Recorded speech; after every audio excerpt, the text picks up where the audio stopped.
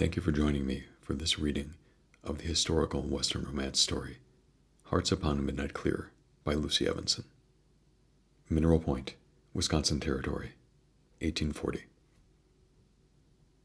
Alex knocked twice, hard enough to be heard over the wind, and stamped his feet while he waited. There was no doubt about it now. Their unusually dry December weather was going to come to an end tonight. Flakes were already in the air like pioneers leading the way for their uncounted brethren still in the clouds, and it looked like they were going to get buried. Snow on Christmas Eve, he thought, smiling at the idea. Who wouldn't like that? He turned and glanced at the sky.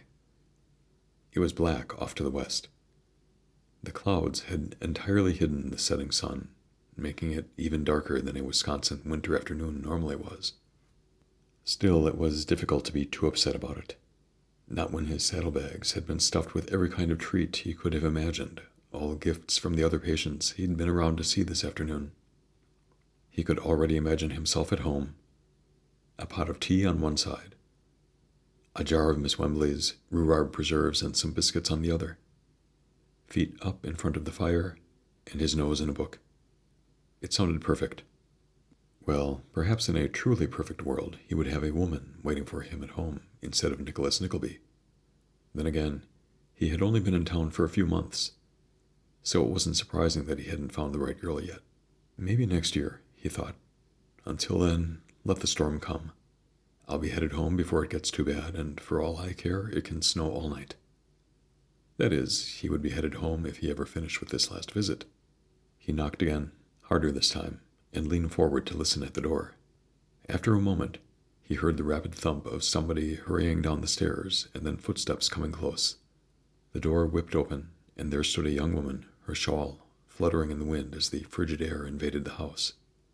"Dr. Sullivan?" she asked. "You must be Emily Harper." "Yes, I am," she said, moving to the side as she held the door open. Come in. Thank God you made it." He smiled as he stepped into the house. It had taken a while to get used to people talking about him like that, thanking the Almighty simply for him showing up, but now it seemed odd when people didn't say it. All a part of the job, he thought. It's got to be expected, what with going around healing people all the time. He set his bag on the floor and pulled his gloves off, then shrugged off his coat and removed his hat, handing everything to her to hang by the door.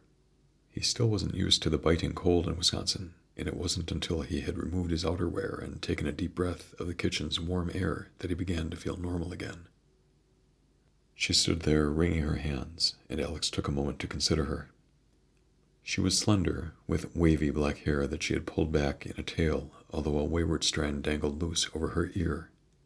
Her eyes, green as pine needles, reflected the lamplight, and gave her a warm look, which was quite charming on a night like this.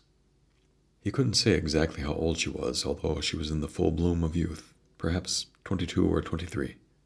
All in all, she was an alluring woman. An alluring woman with a family, he reminded himself. A sick family. Oh well. "I have to confess, I'm not entirely sure why I'm here," he said. "I understood from Mr. Bachmeyer that you needed me to come by, but that's about all I know." She nodded. "I'm just glad you understood that much," she said. "His English isn't very good, and my German is non-existent. It's about my son Frankie." "What's wrong?" "He's got a heck of a fever," she said, "and he hasn't eaten for almost 2 days now." "How old is he?" 7 months. "Is he your firstborn?" "My only child, in fact." Alex nodded, as much to himself as to her. He could practically predict how the rest of the visit would go, since he had seen this same kind of case several times before. New mother, child's first cold, the mother bothered by it more than the child. It was the sort of thing that was treated best by time itself. After prescribing a good night's rest, there really wasn't much for him to do besides collect his fee and go home. These kinds of calls were really rather dull, to be honest. Still, it had to be done. "Very well," he said, picking up his valise. "Let's go see Frankie." Emily had heard that a doctor had arrived in Mineral Point, but she had never seen him pointed out, so she didn't know what he looked like. In her whole life, she'd only known a couple of doctors, and they both looked roughly the same. White hair, with sizable bellies, wrinkled with age. If she'd had to guess how Dr. Sullivan looked, she probably would have imagined the same thing. One thing that she never would have imagined, however, was that he would be so young.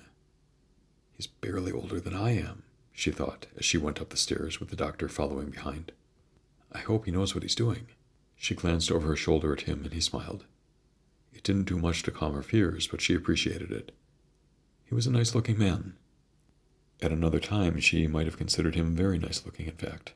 He was tall and lean, with thick blonde hair that swept back like a lion's mane, and such rich brown eyes that they almost looked black in the lamplight. Still, regardless of how he looked, there remained the problem of his age.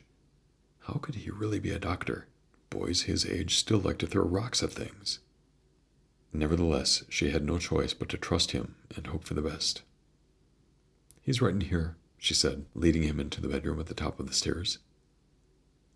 She had left the door open to let some of the kitchen's heat fill the air, and a lamp burned atop the dressing table, filling the room with a light that seemed warmer than it actually was. Not that Frankie's going to mind a cold room, she thought. Not right now, anyway. The cradle was close to the bed, close enough for her to reach in the middle of the night and rock her son back to sleep when necessary, and they went together to look at Frankie while he slept. It made her stomach clench to see him like this. His curls were plastered to his skin, and she had been changing his bedclothes every 4 hours. They'd been so thoroughly soaked with sweat. Even now, in the chilly bedroom, he had kicked off the blanket, and she could see the shine of moisture on his forehead. The doctor, however, seemed less concerned. He stood there, his hands on the cradle rail, simply watching Frankie for a long moment, and his face revealed no worry, no alarm, nothing. How long has he been like this? He finally asked. A couple of days now, she said. Tuesday afternoon I noticed that he wasn't eating as much as he normally does, and he started getting warm that night. Yesterday was the same. Today he seemed even worse, which is why I asked the neighbors to send for you. Dr. Sullivan nodded and reached into the crib. I'm going to take him up so that I can examine him a bit better, he said softly, taking her son up to his shoulder and moving to the bed. He laid Frankie slowly and softly on the quilt and pulled up his sleeping gown. Frankie hardly stirred. Emily let out a painful sigh as she looked at her son. He had never been a chubby baby, but the past couple of days had taken a toll that made her heart ache. His belly seemed flat and his legs spindly. His limbs seemed as loose as a doll's as he lay motionless on the bed. My poor boy, she thought. I can't wait until you're well and playing with your horsey again. Sullivan blew on his hands to warm them, and then began to examine Frankie, pressing his belly, squeezing him here and there, moving his limbs like he was playing with a marionette. He lay his head against Frankie's chest several times, pressing his ear to the boy's skin, then gently turned him over and did the same to his back. Nothing at all, the doctor muttered to himself before turning Frankie face up again. He dropped one knee and opened his valise to remove an oddly shaped stick, which had been whittled to a rounded, thin edge. Can you bring that lamp closer? He asked. I could use some more light. Emily brought it to the bedside and watched as the doctor took Frankie's chin under his thumb and opened his mouth, then inserted the stick and pushed her son's tongue out of the way. He peered closely into the boy's mouth for a moment, then withdrew the stick, wiped it on his sleeve, and dropped it back into his bag. He leaned over again and put his ear close to Frankie's face as if listening to his breath. His brow furrowed like that of a man who wasn't finding what he was expecting. Then finally, he laid a hand on Frankie's forehead. The doctor's eyes clouded immediately, and for the first time she saw a hint of concern in his face. He's burning up, that's for sure, he murmured, and after a moment more he got to his feet and stood there, fists on his hips, staring at Frankie. What's wrong with him, doctor? He took a deep breath before he replied, as if he wanted time to consider his words. When you first described what was wrong, I thought that he just had a cold, he said, but that appears to not be the case. His lungs sound clear. His breathing sounds fine, a little labored, but I suspect that's simply due to the exertion of being ill. He reached down and brushed the curls from Frankie's forehead. His body is fighting something, and it's wearing him out.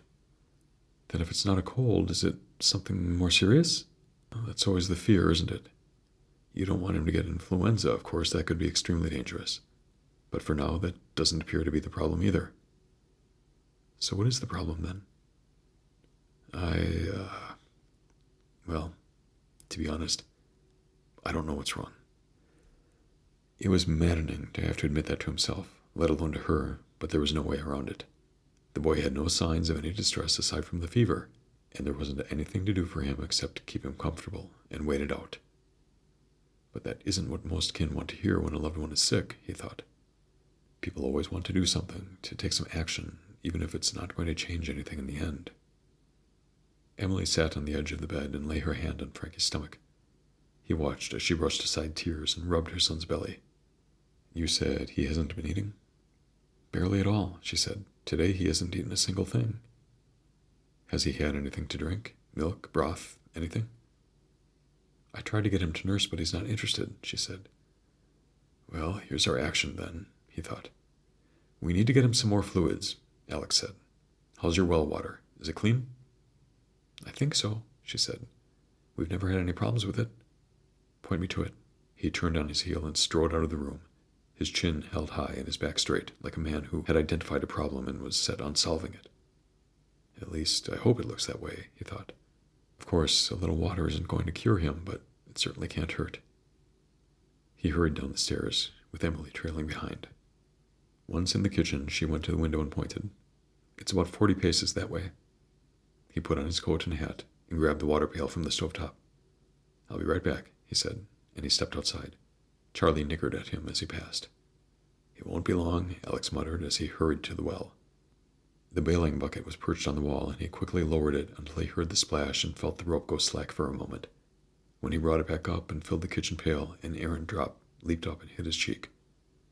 "Gosh, that's cold," he thought as he wiped it away and hurried back to the house.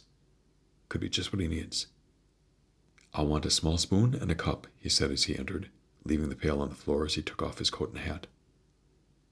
"You don't want me to heat the water first? The fire's already going." "That won't be necessary," he said as he picked up the pail and brought it to the sink. "In fact, that's exactly what I don't want right now. Can I have that cup?" He dipped it into the water by the handle, filling it about halfway, and then headed for the stairs. "Follow me. Let's get your boy something to drink." "I told you he's not interested. He's not even awake." "Excellent. Then he won't give us any trouble." He kept going up the stairs and entered the bedroom. Sure enough, Frankie was still sleeping where they had left him. Alex slowly, quietly sat on the edge of the bed and reached for the spoon that Emily had brought. "The problem with sick children is that they often refuse to eat or drink, as you've seen yourself," he said. "In other words, they pass up precisely what they need at that moment. But if you give it to them when they can't refuse, then you avoid that problem altogether. Watch." He dipped the teaspoon into the water, filling with only a few drops, and gently used the spoon to tease Frankie's lips apart. It was a tiny amount of water, 2 or 3 drops, all told, but Alex tipped it in. As they watched, Frankie's throat pulsed gently as he swallowed in his sleep. "The water is to replace what his body has lost," Alex murmured, "and it's cold to fight the fever." He dipped the spoon in the cup again and let a drop fall onto Frankie's tongue. "It has to be done like this, only a drop or 2 at a time," he said. "Otherwise he could choke on it. Would you like to try?" She nodded and took his place at Frankie's side, spooning out drop by drop and depositing the water in his mouth. Alex stood there for a long while, just watching her. She was clearly a devoted mother, one who cared for her child with her whole heart, and he could see that the boy's sickness had affected her as much as it had him. Frankie might not realize it until he was grown, but he was very lucky to have a woman like that caring for him. And he's not the only one, Alex thought. Her husband is a lucky man, too. With an effort, he tore his eyes away from her, and his gaze settled on a toy in Frankie's cradle. It was a small horse, made from wood. When he looked at it closely, he saw that it bore some finely carved details on the head and some less finely detailed tooth marks all over. "That's his favorite toy." "It's nicely done," Alex said. "Did your husband make it?" She nodded. "He was going to make a whole bunch of animals and a little ark," she said. "He just didn't finish it." "Well, the horse at least looks good," he said. "How's Frankie doing?" "He drank quite a bit," she said, holding out the cup for Alex to see. "Good," he said. "That should be enough for now." He dropped the horse toy back into the cradle and went to the bedside. Frankie's forehead still felt like an ember under his palm, regardless of how much cold water he had taken in. "What else can we do?" "Now we wait and watch," he said. Not surprisingly, Emily's expression grew dark as she looked down at her son. "I hate to just leave him like this," she said. "There must be something else we can do." Alex cleared his throat and lowered his voice, trying to inject an authority that he didn't quite feel. Fluids and bed rest are the best things for a fever. You've given him the fluids. Now let him rest. He gently took Frankie up from the bed and placed him back in his cradle, nestling the horse up along his side. Then he nodded at him curtly, turned and strode out of the room, hoping that Emily would follow without any further protest, and relieved when he heard her footfall behind. Once back in the kitchen, Alex went to the window and stared out. "Oh my gosh," he murmured as his eyes widened. What had started as a few flakes here and there, flying in pretty swirls overhead, had turned into a bona fide snowstorm while they'd been upstairs. The snow swirl seemed a bit less beautiful now that it was beginning to stick on the ground. "Look at it come down. We're going to have a real blizzard tonight." Emily sucked in a breath and shook her head as she stared out the window. "And you have that long ride back to town," she said. "You're going to need something to keep you warm. Would you like some tea before you go?" At that moment, a gust came up which made the roof shingles squeak. Alex tilted his head and listened to the wind. "Yes, I think that would be a good idea," he said. While Emily set the kettle to boil, Alex took a seat at the table and looked around the room. The Harpers had a nice house. Unlike some of the places that he'd seen out here on the frontier, it had been built by somebody who knew what he was doing. The floorboards were smooth and tight-fitting, the door hung evenly, and the kitchen lamp burned steadily unmolested by any window draft. Still, there was something about their home that seemed strange. It was clean and neat, with everything in its place, yet it felt like something was missing. "Oh, of course," he thought. "It's Christmas Eve, and there's not a single decoration to be seen. No wreath, no candles, no holiday boughs." "I meant to say you have a very nice house," he said. "Thank you," she said. "My husband built most of it himself." "Well, he did a beautiful job," Alex said. "But I couldn't help noticing that you're not decorating for the holiday." "No, not this year." "Really? But it's your son's first Christmas." "There didn't seem to be much point to it," she said, as she opened the oven door and added a bit more wood to the fire. "He's not going to remember it anyway, and I didn't see any reason to celebrate." "But what about you and your husband? Wouldn't it be nice to make your home a bit more festive?" She remained silent as she poked at the fire, then closed the door and slightly nudged the kettle into place over the heat. "Mrs. Harper?" "My husband is dead,"